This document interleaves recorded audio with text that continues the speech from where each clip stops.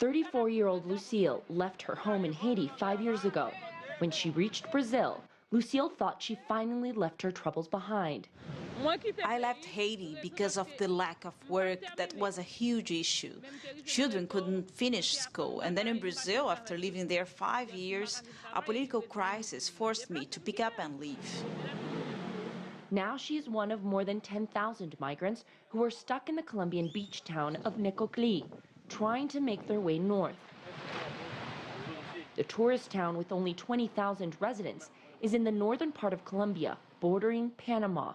To cross over, migrants must take an hour-long boat ride across the Gulf of Urabá to a place near the Panamanian border, where they begin a dangerous trek across the Darien jungle. It's not just inhospitable conditions. There are also the presence of illegal armed groups that commit extortions, rob migrants, and sexually abuse women. I know of women who are victims of these groups, who take their things and rip apart families. Many of them have to come back after these robberies and abuses.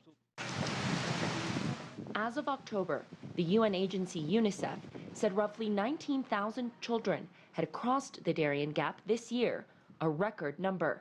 Half of these children were less than 5 years old.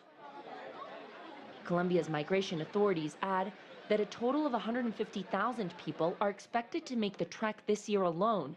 There are numerous warnings by locals and officials about the treacherous journey, but for migrants who have already made sacrifices to get this far, this is just one more challenge. We ask the UN and the OAS, please permit a dignified migration so that migrants can pass from Colombia to Panama through a secure route directly. Do not leave them crossing the jungle for 7 to 8 days, because a lot of children die on that route. That is the reality. Many children are abandoned because of the conditions of the journey. Lucille is traveling with her husband and 4 children, 2 of which are just toddlers. She says they have lived in tents when there isn't enough money for a hotel.